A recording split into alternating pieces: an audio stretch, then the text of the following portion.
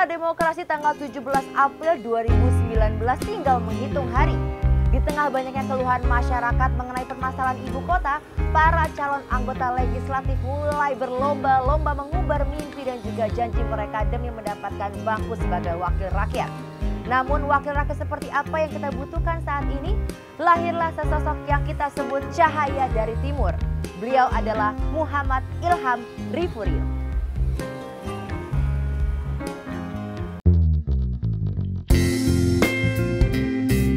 Muhammad Ilham Rifurio merupakan sosok anak muda yang sukses dalam berbisnis di usia yang masih sangat muda.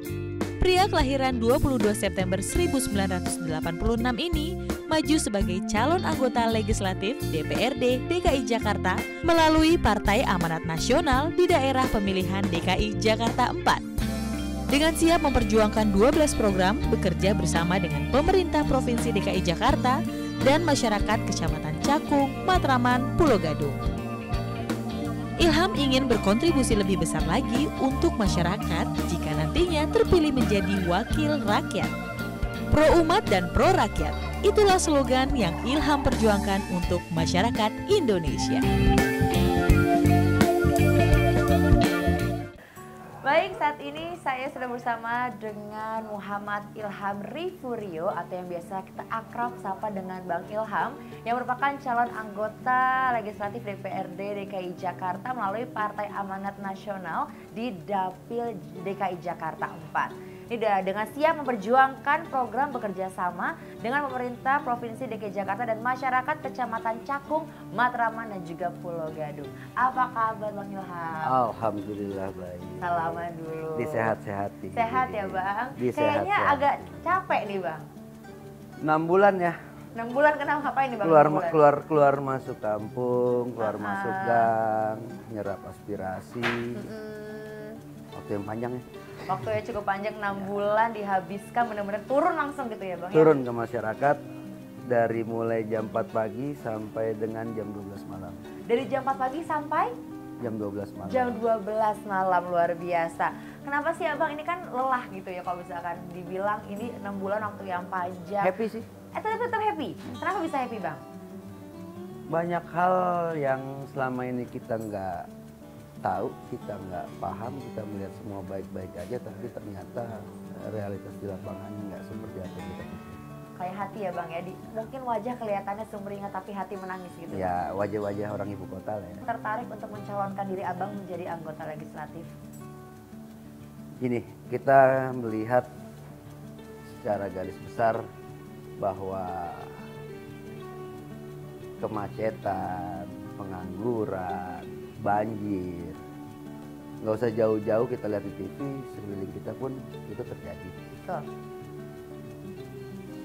Gimana kita bisa berbuat paling tidak dari hal sekecil apapun untuk menyelesaikan apa yang menjadi masalah pada lingkungan kita.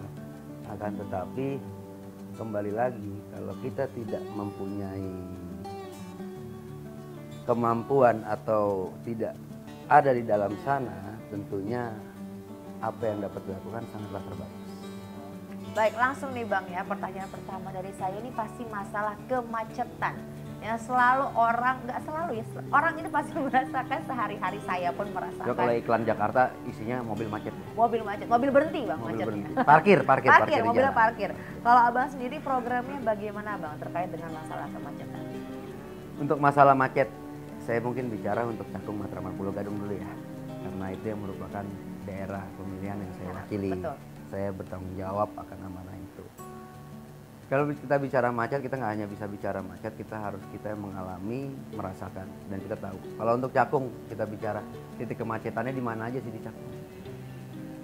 Flyover Dr. Sumarno itu menjadi makanan sehari-hari, atau kita tahu flyover Wali Kota Jakarta Timur tuh makanan setiap sore tuh orang tuh stres di situ bisa ya 30 menit hanya untuk tembus di situ.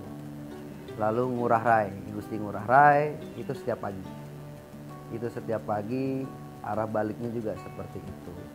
Kalau untuk Pulau Gadung kita bicara bagaimana masyarakat yang ada di sekeliling Jalan Haji Ten, STI Romangun, balap sepeda Jalan Raya Bola Sepeda semenjak ada proyek di sana, habis Asian Games kemarin jalannya bukan makin besar ya, jalannya semakin kecil. Nah disitulah kita harus memikirkan. Saya nggak mau berjanji, saya akan mengusahakan bagaimana caranya. Saya akan mengajak, kalau perlu bukan mengajak, memaksa ya. Dipaksa sama apa? Paksa gitu loh, memaksa. Ayo Pak Gubernur, ayo Pak Kepala Dinas, kita ikut merasakan macet sama-sama biar kita temukan solusi. Kita bareng-bareng di situ. Ya kan? Itu trotoar, jalanan sudah kecil, ditambah ada jalur busway di Gusti Ngurah Rai ya, ditambah trotoar. Ya kan? Itu. Oh, kebayang tuh macetnya kayak apa. Padahal masih ada sungai, masih ada space yang bisa kita relokasi sungainya untuk pelebaran jalan. Tapi itu kenapa nggak dilakukan? Kenapa justru jalanannya dibuat makin sempit gitu ya kan, satu. Kalau kita bicara Jalan Raya Bekasi, lagi ada pembangunan ya. Ini pembangunan juga kan selama ini saya nggak tahu bagaimana caranya. Ya disinilah peran serta legislatif yang ada sekarang seharusnya bisa mewakili masyarakat, menanyakan setiap pembangunan itu di jalan raya itu harus mempunyai namanya SOP, standar operasional prosedurnya seperti apa. Harus mempunyai contingency plan kalau terjadi sesuatu seperti apa. Bayangin kalau jam 5 sore orang lagi macet-macetnya, nggak perlu ada truk besar juga tetap macet. Dia keluar loh dari situ. Waduh. Nah, itu contingency plan-nya nggak ada artinya, SOP-nya nggak ada. Disitulah perannya untuk mendorong itu semua. Itu untuk wilayah Cakung. Kalau untuk wilayah Pulau Gadung saya melihatnya, waduh masih banyak jalan-jalan yang tadinya kita tidak sebut jalan utama, tapi kenyataannya hari ini sudah menjadi jalan utama. Depan STY Romangun, balap sepeda, Haji Ten, ya kan, jalan yang arah Tip Top dan lain-lain. Itu kan jalannya sebetulnya tadinya kita tidak menyebutkan itu jalan utama. Tapi sekarang hari ini sudah menjadi jalan utama dengan berbagai macam aplikasi pencari jalan, itu sudah menjadi jalan utama. Orang akan melalui di situ. Ya disitulah kita harus pikirkan bagaimana caranya kita melakukan inovasi-inovasi, melebarkan jalan. Karena saya rasa busway ini dibuat untuk yang menggunakan itu nyaman, aman. Kalau jalur busway-nya seperti di Gusti Ngurah Rai itu jalanannya masih gabung sama kendaraan pribadi, yang kendaraan pribadi haknya merasa diambil, yang menaik busway tidak mendapatkan apa yang sudah dia bayar. Betul. Nah, ini kan harus kita pikirkan dua-duanya. Karena yang naik busway bayar, yang naik mobil bayar pajak. Dua-duanya sama-sama bayar. Dua-duanya sama-sama bayar. Dua-duanya punya hak. Kita harus pikirkan. Ya itulah gimana caranya kita mengajak pemerintah provinsi DKI Jakarta untuk melakukan inovasi-inovasi agar yang sama-sama bayar ini terpenuhi. Yang jalan kaki pun punya hak. Trotoar gimana cara dibuat aman, nyaman, akan tetapi tidak mengurangi atau tidak terlalu berlebihan gitu ya kan. Itu karena sekarang banyak trotoar ini lebar-lebar yang jalannya nggak ada. Jadi orangnya kecil, Aha. imut, tapi jalannya gede. Gede banget. Bisa trotoar bisa seukuran lebih daripada satu jalur mobil. Oh. Kan luar biasa kan. Tuh. Jadi disitulah peran serta kita wakil rakyat nantinya, karena kita yang mengalami, kita yang sangat mengetahui lingkungan, kedepannya mengajak pemerintah Provinsi DKI Jakarta untuk sama-sama memikirkan apa solusi terbaik yang amat sangat dibutuhkan segera. Karena kemacetan ini bikin stres orang apa segala macam, dan secara ekonomi juga banyak waktu terbuang, bensin terbuang, semua terbuang. Termasuk stres juga. Ya, jadi beda antara macet sama lancar, ya minimal nggak terlalu parkir di jalan. Jadi bukan macet tapi parkir di jalan. Iya. Nah ini persoalan kedua yang mungkin juga udah sering, bukan sering lagi ya Bang, ya udah jadi makanan sehari-hari karena masyarakat DKI Jakarta, banjir nih Bang. Ya. Nah ini banjir kan juga masih menjadi apa ya, trending masalah yang selalu ada setiap tahun. Nah kalau dari Abang sendiri apa sih yang harus dilakukan ya agar masalah ini berkurang lah Bang, atau tidak terjadi lagi untuk banjir? Untuk banjir itu kan pembangunan harus direncanakan.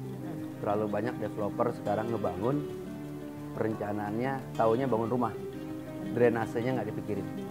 Itu satu. Yang kedua, setelah terjadinya pembangunan rumah oleh developer, warga sekitar terdampak oleh pembangunannya.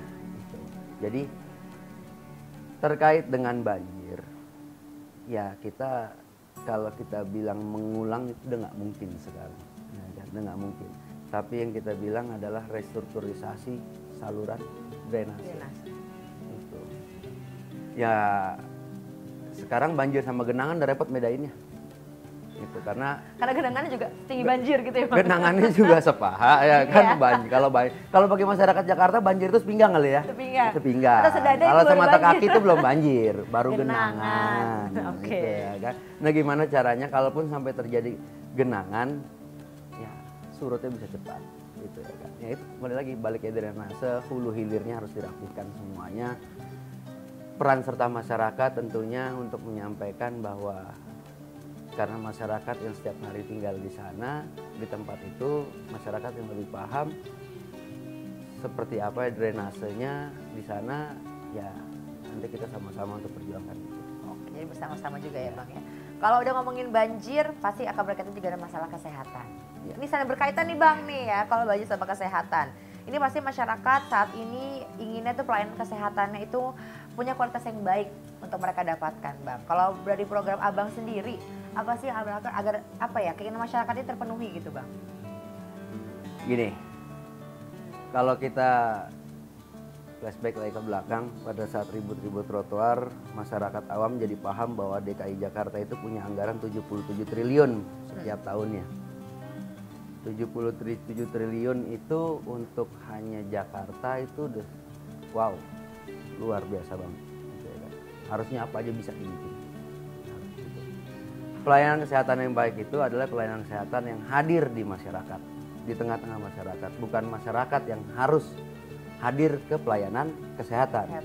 Karena kesehatan bukan hanya sekedar mengobati, pencegahan itu penting. Gitu ya kan. Ya disinilah peran serta daripada pemerintah Provinsi DKI Jakarta yang akan kita dorong untuk kesehatan itu hadir di tengah-tengah masyarakat. Contohnya puskesmas yang standarisasinya sudah standarisasi rumah sakit. Jadi sekarang kan mungkin sering ya kita dengar bahwa apa namanya rujukan BPJS itu repotnya minta ampun kan? Oh iya betul. Repotnya minta ampun itu ya kan. Kalau memang puskesmasnya sudah berstandar rumah sakit, teknologinya mumpuni, dokter spesialis itu tersedia 24 jam. Saya rasa nggak perlu ada rujukan-rujukan yang terlalu banyak ya kan. Jadi jangan puskesmas cuma ngurusin batuk pilek aja gitu ya kan. Hal-hal yang lebih besar, hal-hal lain itu harus bisa ditangani oleh puskesmas. Itu satu. Yang kedua, jangan puskesmas ini ngurusin orang yang sudah sakit. Jadi sebelum sakit. Peran sertanya dari di sini puskesmas adalah mensosialisasikan bagaimana caranya hidup sehat kepada masyarakat. Jadi jangan kita selalu bicara sudah terjadi, sebelum terjadi harus dicegah. Ngomongin BPJS sedikit nih ya Bang ya. Ini menurut Abang sudah memenuhi belum kebutuhan masyarakat dari BPJS-nya sendiri? Belum. Kenapa tuh Bang? Kenapa belum? Sekarang baru kejadian kemarin ada kerabat, ya kan? Kenapa selalu dibedakan? Kalau kita tanya sama BPJS tidak ada pembedaan, tapi kalau kita yang realita terjadi ada pembedaan antara BPJS berbayar dan gratis. Iya. Pelayanannya. Ya kan? Nah disinilah peran pemerintah Provinsi DKI kalau memang BPJS sudah dianggap tidak kompeten, ya sudah kita cari solusi lain. Apa gunanya kartu Jakarta Sehat? Jadi kalau judulnya bekerja sama juga sama BPJS. Harusnya kartu Jakarta Sehat itu membackup daripada apa yang tidak di-backup oleh KJS. Di sini kita minta salah satu kota terdekat dari ibu kota DKI Jakarta, ini hanya level kota loh ya. Saya nggak mau sebut kotanya, tapi kota itu yang kemarin sempat ramai kita sumbang bahkan. 2 triliun kalau nggak salah kita sumbang itu kota itu ya kan. Tapi pelayanan kesehatannya setiap orang pergi ke rumah sakit, BPJS gak cover. Rumah sakit dengan senang hati menerima, karena apa? Karena dijamin oleh pemerintah daerahnya langsung dibayar. Tagih langsung bayar. Mau habis ratusan juta langsung dibayar. DKI duitnya banyak. Bahkan dia aja yang kita sumbang bisa seperti itu, kenapa kita enggak? Gitu ya kan? Nah balik lagi, ada enggak yang mau mendorong pemerintah untuk melakukan itu? Itulah fungsinya legislatif. kalau udah ngomongin kesehatan, sekarang kita pindah nih Bang ke masalah pendidikan. Ini juga masalah yang sangat penting ya. Pastinya lah kalau misalkan kita berpendidikan, anak-anaknya berkualitas semua, bangsa ini juga pasti maju nih Bang. Kalau untuk Abang sendiri, untuk peningkatan kualitas pendidikan, apa yang akan Abang lakukan? Gini, kalau kita bicara pendidikan, hampir halnya kita bicara juga dengan kesehatan. Yang paling pertama pendidikan itu kita nggak usah berpikir siswanya dulu deh. Ya, kita nggak usah berpikir siswanya dulu. Dan juga kalau kesehatan kita nggak usah berpikir pasiennya dulu deh. Kita berpikir bagaimana caranya infrastrukturnya baik, sama kesejahteraan pelayan masyarakatnya baik. Dalam hal ini kalau rumah sakit pelayan masyarakatnya kan adalah dokter, suster, administrasi. Begitu juga dengan pendidikan, guru, ya kan, dan lain-lain. Nah kalau kesejahteraan mereka aja masih bisa dibilang sulit, ya kan? Gimana mereka mau mengajar? Itu satu. Sejahterakan dulu mereka, tingkatkan juga sumber daya manusianya, baru kita bicara bagaimana mencerdaskan anak bangsa untuk lebih luasnya. Nah, setelah itu semua terpenuhi, tentunya sekolah bukan hanya tempat pendidikan ya, tapi juga kalau kita waktu kecil dulu tempat main. Tempat bermain lah ya, tempat bermain tempat ya. berkembang juga. Berkembang gitu, juga, ya? tempat berkembang juga. Jadi buatlah siswa senyaman mungkin. Tentu insya Allah apa yang diajarkan oleh para bapak ibu guru akan dapat mudah terserap dengan baik. Jadi intinya Pak gurunya dulu, Iya, ya, fasilitasnya dulu. diperbaiki. Kalau sekolahnya toiletnya masih berantakan, makannya kantinnya masih berantakan, toiletnya berantakan, ya nggak bakal nyaman. Nah kalau misalkan yang kita tahu nih Abang adalah sesosok orang muda, masih muda tapi udah sukses Sosok makhluk ya. Sesosok makhluk ya, yang masih muda tapi udah sukses dalam bidang bisnis nih Bang. Nah kalau Abang sendiri nih kan sekarang nih ya, kalau kita bisa bilang generasi milenial, kids zaman now ya, banyak yang juga pengen mandiri, pengen buka usaha sendiri dalam usia yang juga muda. Nah kalau dari Abang sendiri nih, gimana sih Bang caranya mungkin mau diapain nih generasi Kalau muda kita bicara sukses luas ya, banyak parameternya. Ya tergantung bagaimana kita mensyukuri. Salah satunya adalah itu. Ya kembali lagi kalau kita dibilang kita adalah kids zaman now, ya tapi sebetulnya kalau saya enggak juga. Karena kita lahir masih merasakan lah Orde Baru. Ya kan? Saya masih. Jadi nggak milenial amat. Gitu. Jangan mengaku muda dong. Saya nggak ngaku muda. Ini yang generasi yang mudanya ya. Jangan ngaku muda dong gitu. Gitu. Jadi gini, Jakarta punya namanya Balai Latihan Kerja. Ya kan? Tapi Jakarta nggak punya namanya Balai Latihan Usaha. Kalau Balai Latihan Kerja semua kita udah tahu selama ini. Gimana caranya Jakarta mempunyai balai latihan usaha. Kita punya, meskipun kita sudah mantan wakil gubernur ya, cuman kan ada beberapa program yang harusnya bisa berjalan, tapi ya kita pahami saat ini bahwa masih terjadi sandra menyandra antara pemerintah dengan legislatif terkait beberapa program. Jadi kita jangan hanya berpikiran lulus sekolah kerja. Gimana caranya lulus sekolah ngasih kerja? Itulah peran serta di situ pemerintah bahwa untuk mendorong lahirnya wirausaha muda. Mulailah dari hal yang kecil, nikmati prosesnya, gitu loh. Jadi ke depan saya mau mendorong pemerintah provinsi, kita punya BUMD banyak, badan usaha milik daerah. Ada namanya Bank DKI, ada namanya Ancol, Jekpro, apa segala macam, banyak lah di situ. Itu CEO-nya CEO top semua tuh, nggak ada yang nggak top, ya kan? Beberapa jadi menteri bahkan hari ini. Saya akan mendorong mereka BUMD itu untuk melakukan atau untuk membangun bersama-sama balai latihan usaha. Balai latihan Usaha yang mana nantinya untuk melahirkan wirausaha muda. Selama ini wirausaha digerakkan, dikasih uang, tapi nggak dilatih. tuh ya akhirnya. Pinjaman UMKM ini segala macam, kredit macet. Betul. Ya orang nggak dilatih gimana ceritanya? Jadi bingung juga mereka mau arahnya mau kemana gitu ya Bang. Nggak dilatih, mungkin juga jarang lihat duit banyak, begitu dapat uang pinjaman kaget. Kaget. Gaya hidup, Ya. usahanya belakangan. Usahanya pakai doa lagi ya, akhirnya. pakai doa lagi, sama minta maaf. Iya. Nggak bisa bayar Iya. cicilan. Mohon maaf, Nggak bisa bayar kredit. Jadi ya balik lagi, kita harus mendorong lahirnya wirausaha muda dari hal yang paling kecil, ya dengan melahirkan balai latihan usaha. Jadi jangan hanya kita melahirkan balai latihan kerja yang udah bertahun-tahun, nyatanya tidak, ya mungkin ada, teman tidak menghasilkan banyak pengusaha atau wirausaha muda. Tapi kalau menurut Abang sendiri itu kan dari wirausaha. Kalau dari calon tenaga kerja saat ini, menurut Abang udah berkualitas atau belum? Gini, balai latihan kerja, balik lagi, balai latihan kerja ini kan selama ini yang saya pahami nggak pernah menjemput bola ya. Selalu daftar. Panjang tuh antriannya. Kalaupun itu bisa masuk untuk keterima. Ya kan? Kalaupun itu bisa masuk untuk keterima. Bagaimana menghadirkan, mendorong balai latihan kerja ini dan balai latihan usaha tadi untuk menjemput bola.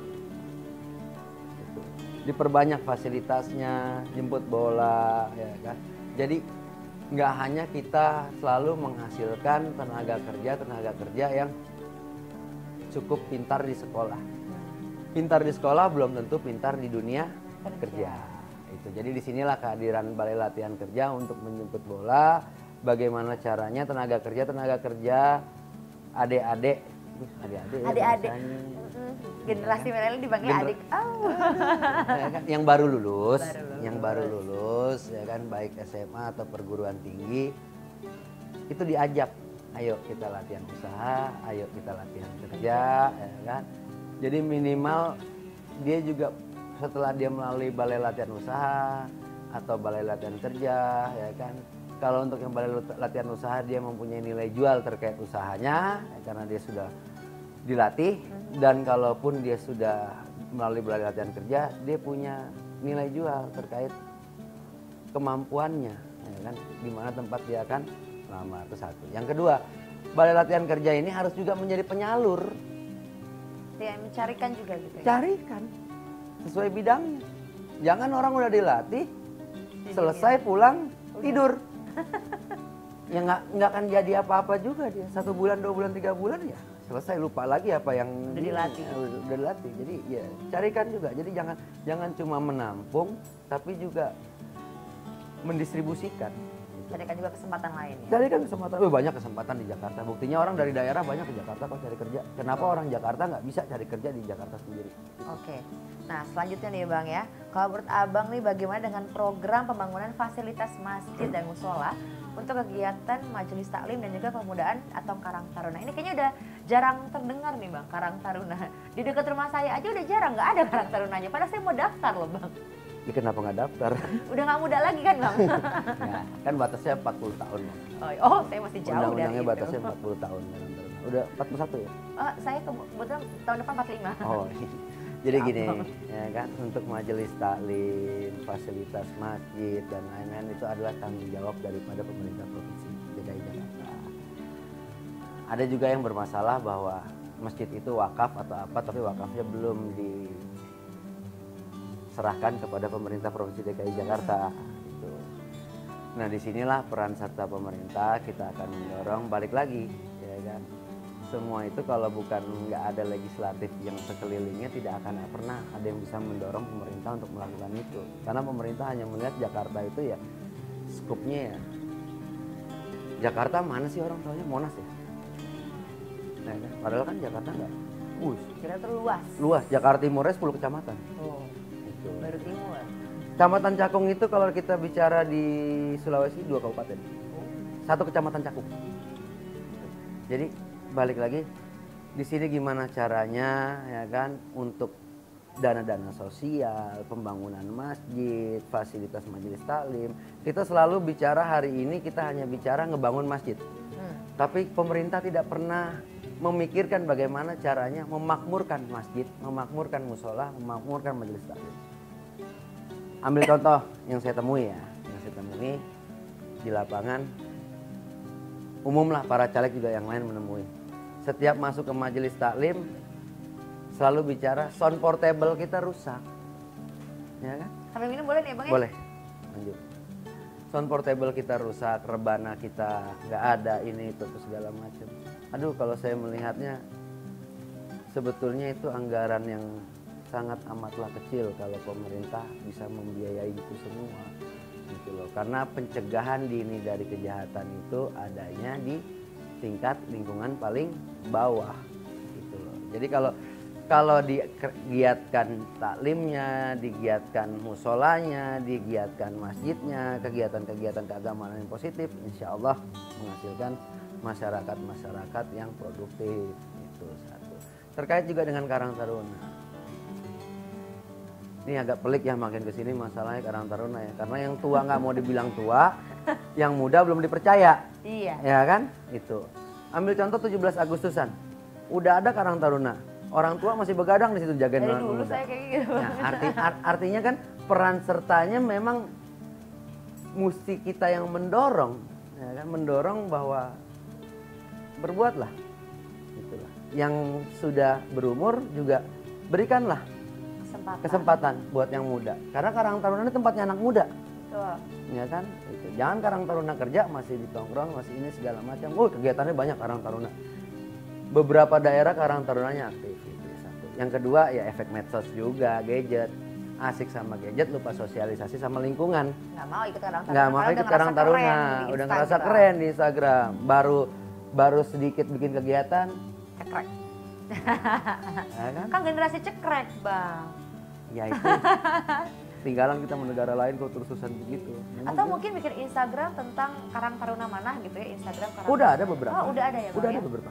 Udah ada beberapa, saya melihat udah ada beberapa Karang Taruna. Jadi gini, kalau Karang Tarunanya aktif, insya Allah masalah lingkungan kita di banjir, kejahatan apa segala macam hilang. Majelis taklimnya aktif seperti itu juga, gitu loh. Karena kan di tingkat masyarakat ini sekarang nih ada Karang Taruna, ada FKDM, ada LMK, ada Jumantik, ada PKK, banyak lah. Gitu. Kalau semuanya mengambil peran aktif saling berbagi, insya Allah nggak ada lagi yang bengong-bengong, nggak ada kegiatan. Gitu, nggak ada kegiatan.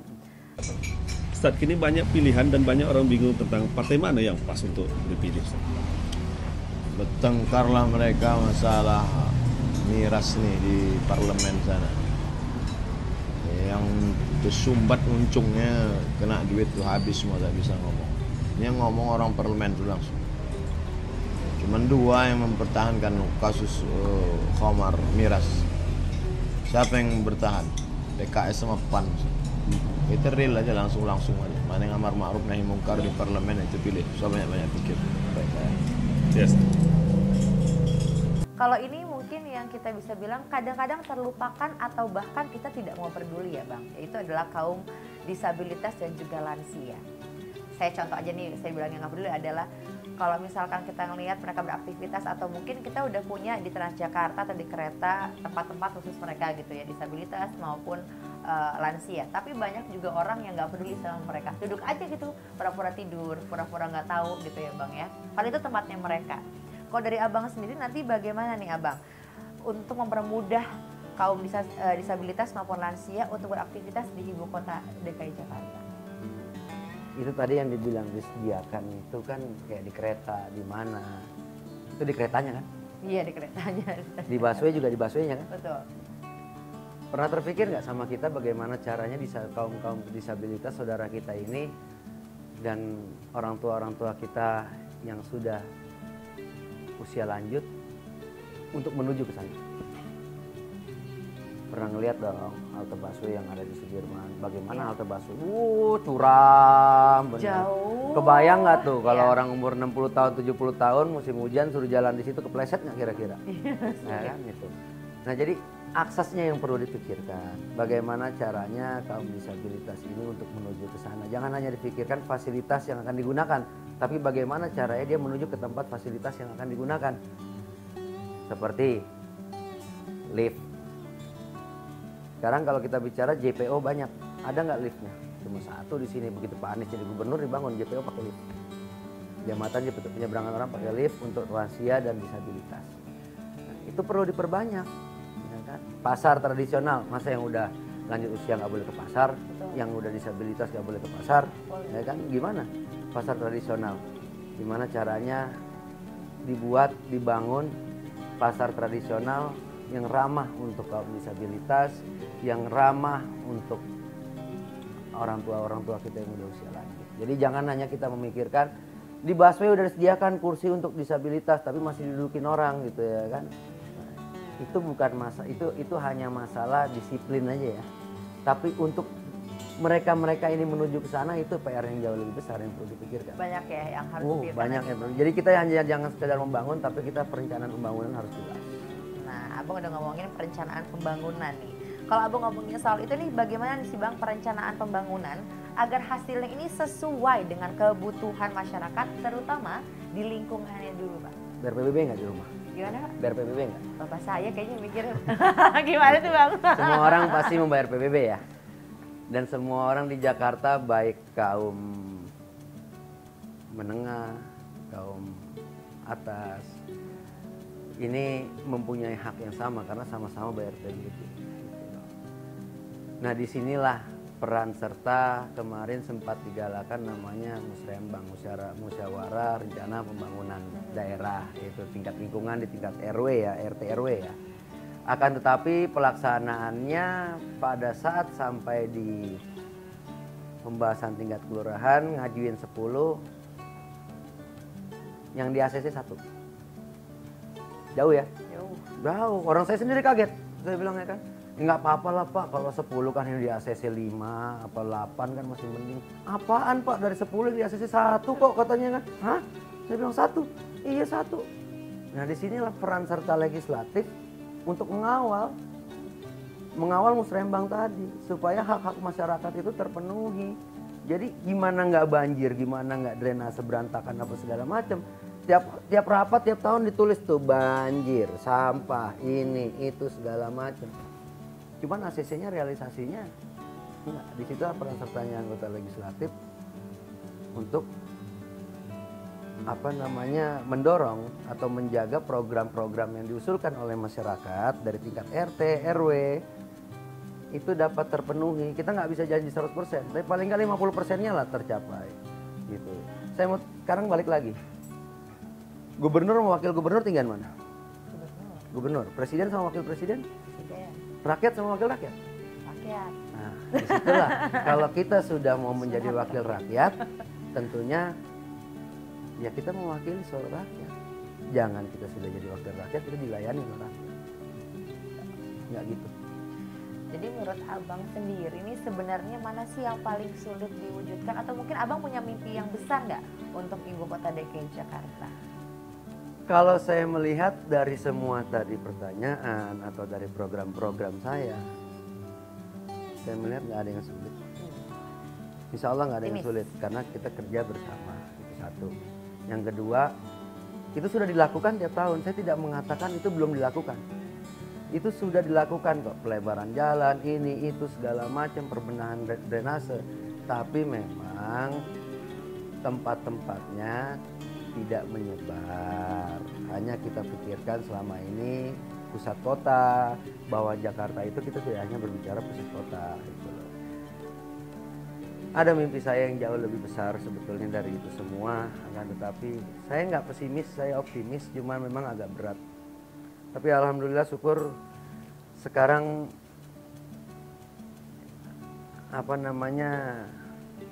Jakarta sebentar lagi punya stadion. Ya kan? Itu mimpi yang sangat besar, yang lama sekali. Susahnya minta ampun hanya untuk sebuah stadion Jakarta. Kabupaten aja, level kota aja, Bandung, Bekasi bisa bikin. Tapi Jakarta untuk punya stadion rasanya minta ampunnya susah. Ya kan, susahnya minta ampun mewujudkannya. Tapi ada satu lagi yang lebih besar.